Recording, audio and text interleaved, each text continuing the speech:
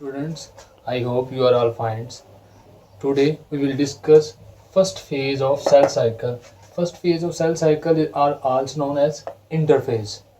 पिछली वीडियो में मैंने आपको बताया था कि सेल साइकिल की दो बेसिक फेजेस हैं, एक इंटरफेज और दूसरी जो है माइटोटिक फेज।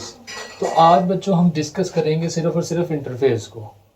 इंटरफेज को रेस्टिंग फेज भी बोलते हैं, रेस्टिंग फेज भी बोलते हैं।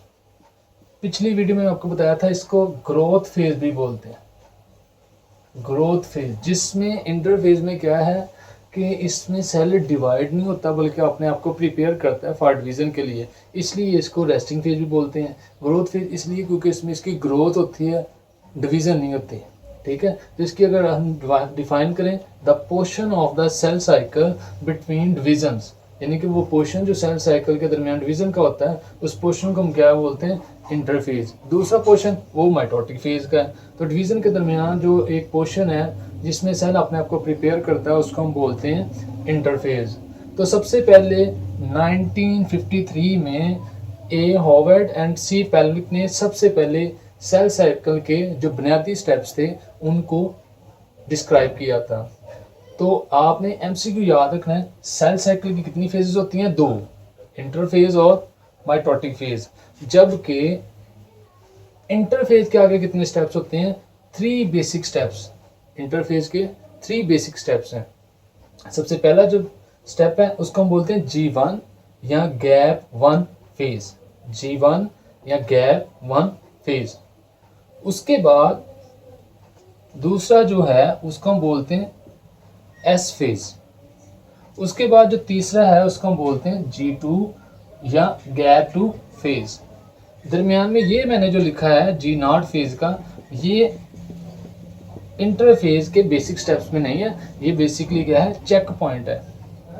तो सबसे पहले हम G1 फेज को देखें कि सेल ने जब अपने आप को प्रिपेयर करना है डिवीजन के लिए तो उसने कौन कौन सी चेंजिंग अपने अंदर लेके आनी है। तो ये 3 स्टेप्स के अंदर ही वो सारी अपनी क्या करता है, प्रिपरेशन मुकम्मल करता है फॉर डिवीजन के लिए। तो G1 फेज या गैप 1 फेज में क्या करता है, इसका नाम आपने एक और नाम भी है, pre DNA synthesis phase. Pre DNA synthesis, pre कहते हैं पहले, यानी कि डीएनए की सिंथेसिस से पहले जो फेज है उसको गैप 1 फेज भी बोलते हैं, प्री डीएनए सिंथेसिस फेज भी बोलते हैं। इसमें सेल ने करना क्या है, डीएनए की सिंथेसिस होनी है तो उससे पहले करना क्या है, इंक्रीज सप्लाई ऑफ प्रोटीन। ये अपनी जो प्रोटीन की सप्लाई है उसको बढ़ाएगा। Increase number of organelles, mitochondria, endoplasm reticulum, vacuole. तो ये जो ऑर्गेनेलिज है ये अपनी ऑर्गेनेलिज को क्या करेगा, इंक्रीज करेगा। अगर ये प्रोटीन को इंक्रीज कर रहा है और ऑर्गेनेलिज को इंक्रीज कर रहा है तो डेफिनेटली इसका ग्रोइन का साइज भी बड़ा हो जाएगा। ये बात समझ आ गई बच्चों। ग्रो इन साइज कब, जब प्रोटीन और ऑर्गेनेलिज का जो नंबर इंक्रीज होगा तो साइज भी इंक्रीज होगा। इसके अलावा ये जब डीएनए की सिंथेसिस होनी है इस फेज में, तो ये सिंथेसिस स्पेसिफिक एंजाइम भी करेगा जो कि आगे डीएनए की सिंथेसिस में इधर एस फेज में काम आएंगे, वो पहले ही तैयार कर लेते हैं। ठीक है, तो G1 फेज के बाद जब हम जाते हैं एस फेज में, तो एस फेज का दूसरा नाम है सिंथेसिस फेज। सिंथेसिस फेज इसलिए कहते हैं क्योंकि इसमें ये देखें, ये एक डीएनए, ये एक डीएनए सिंथेसिस इसलिए क्योंकि इसमें डीएनए की, ये देखिए इसमें क्या होता है, डीएनए की या क्रोमोसोम की डुप्लीकेशन होती है। डुप्लीकेशन का जो प्रोसेस है वो इंटरफेज की एस फेज में होता है। तो एस फेज को सिंथेसिस फेज इसीलिए कहा जाता है क्योंकि इसमें डीएनए डुप्लीकेट होता है। अब हम बात करते हैं इस फेज की। ये आपने एमसीक्यू हमेशा याद रखना है कि गैप 1 और एस फेज के दरमियान जो फेज एक आती है जो इंटरफेज की फेज नहीं है, लेकिन उसके अंदर एक चेक पॉइंट है जो जिसको हम बोलते हैं G0 फेज। चेक पॉइंट है क्या, अब बेसिकली जब 1 2 3 4 5 इन स्टेप्स के अंदर कोई भी जो स्टेप अगर मिस हो जाए तो आपका जो सेल है उस चेक पॉइंट से आगे एस फेज में नहीं जाता। यानी कि अगर एटीपी शॉर्टेज हो गई है, एटीपी पूरी नहीं मिल रही सेल को, जिससे आगे जो है सिंथेसिस फेज, डीएनए की डुप्लीकेशन होनी है, तो सेल जो है वो जी नॉट फेज में रुक जाएगा। जी नॉट फेज जो है उसको नॉन डिवाइडिंग फेज भी बोलते हैं। इसमें सेल डिवाइड नहीं होता बल्कि स्टॉप हो जाता है। ठीक है, तो दूसरे नंबर पे आप ये भी कह सकते हैं कि इसकी डिफरेंट जो रीजंस हैं उसमें ये सारी रीजन आप लिख सकते हैं कि सेल का अगर साइज इंक्रीज नहीं हुआ, सेल ने अपने ऑर्गेनेलिज अगर इंक्रीज नहीं किए, सेल ने की जो प्रोटीन की सप्लाई थी वो पूरी नहीं हुई, तो इसलिए सेल एस फेज में नहीं जाएगा, वो जो चेक पॉइंट है वहीं पे स्टॉप हो जाएगा और जो आपका सेल साइकिल वो आगे मुकम्मल नहीं होगा। ये इसी तरह ही है जैसे आपने 9th का एग्ज़ाम दिया है, 10th का एग्ज़ाम दिया है, आपकी सेपली आ गया है, तो अगर 9th के एग्ज़ाम में सेपली आ गई है, 10th के एग्ज़ाम में सेपली आ गई है, तो आप फर्स्ट ईयर में नहीं जाएंगे। फिर 10th के बाद अगर सेपली आ गई तो फर्स्ट ईयर में नहीं जाएंगे, आप उधर ही रहेंगे। तो इसी तरह सेल अगर उसके पास वो प्रोटीन या एटीपी अगर मुकम्मल नहीं है तो वो अगली जो फेज़ है उसमें नहीं जाता, अगली क्लास में नहीं इस तरह आप जाएंगे, आप उधर स्टॉप कर जाते हैं। तो जी नॉट फेज़ को स्टॉप भी फेज़ भी बोलते हैं, स्टॉप फेज। इसमें सेल आगे नहीं जाता बल्कि इधर ही रुक जाता है। एस फेज की बात पहले होगी थी। एस फेज के बाद जब डीएनए की डुप्लीकेशन हो जाएगी तो एस फेज के बाद गैप 2 आ जाएगा, जिसको हम G2 या गैप 2 फेज बोलते हैं। इसका दूसरा नाम है pre mitotic phase, pre mitotic phase. तो इसमें क्या करेगा, इसमें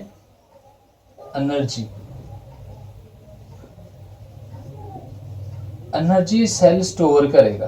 क्यों एनर्जी सेल स्टोर करेगा? क्योंकि उसने इसमें प्रिपरेशन करनी है माइटोटिक डिवीजन के लिए, क्योंकि सेल ने आगे डिवाइड होना है तो उसे एनर्जी की ज़रूरत होगी। इसके अलावा उसमें दूसरा काम क्या करता है, माइक्रो ट्यूब्यूल्स का। माइक्रो ट्यूब्यूल्स को क्या करता है, सिंथेसिस करता है माइक्रो ट्यूब्यूल्स को। क्यों? क्योंकि आपको पता है माइटोटिक फेज में आगे स्पिंडल फाइबर्स बन रहे हैं। इसके अलावा ये क्या करता है, इसमें माइटोकॉन्ड्रिया को डुप्लीकेट भी करता है और भी ऑर्गेनेल्स को करता है जो आगे इस माइटोटिक फेज में क्या करने हैं उनको रिक्वायर होता है। तो उसके बाद G2 फेज के बाद बच्चों फिर चेक पॉइंट आ जाता है। अगर ये सारे काम मुकम्मल हो गए हैं तो चेक पॉइंट से आगे सेल किधर चला जाएगा, चेक पॉइंट से आगे सेल चलेगा M फेज के अंदर, यानी कि आपकी माइटोटिक डिवीजन स्टार्ट हो जाएगी। अगर ये सारे प्रोसेस नहीं है, किसी एक में गड़बड़ हो गई है, ये कोई ना कोई एक कमी रह गई किसी में, तो आपका चेक पॉइंट इधर ही सारे सेल साइकिल को रोक देगा और M फेज पे आगे सेल नहीं जाएगा। अभी सारे को मैं रिकॉल करने लगा हूँ। सबसे पहले देखें G1 फेज में क्या है कि सेल का जो साइज था वो इतना था, ये सेल का साइज है। ठीक है, तो इसमें ग्रो इन साइज की जब हम बात करते हैं, इसने जब अपने ऑर्गेनेल्स को बढ़ाया, प्रोटीन को ज़्यादा सप्लाई को ज़्यादा किया, तो डेफिनेटली इसका साइज क्या हो गया, ग्रो कर गया। एंजाइम इसने सिंथेसाइज कर लिए तो इसका जो साइज है वो क्या हो गया, ग्रो हो गया। ठीक हो गया, तो ये क्या आ जाएगी आपकी G1 फेज, ये हो जाएगी। ठीक है, G1 फेज में अगर ये सारी चीज़ें नहीं होती तो ये सेल किधर चला जाएगा, G0 फेज में चला जाएगा, जो कि इंटरफेज का स्टेप नहीं है, जिसमें सिर्फ चेक पॉइंट है। सेल अपनी डिवीज़न को रोक देता है, प्रिपेयर भी नहीं होता। उसके बाद ये देखें, अगर तो ये G0 फेज ना इधर हो, G1 फेज के बाद फिर G2 फेज आती है, उसमें ये देखें, ये मैं ब्लैक से बनाने लगा हूँ, ये देखें, ये आपका एक डीएनए और ये एस फेज में क्या होता है, डीएनए की डुप्लीकेशन हो जाती है, एस फेज।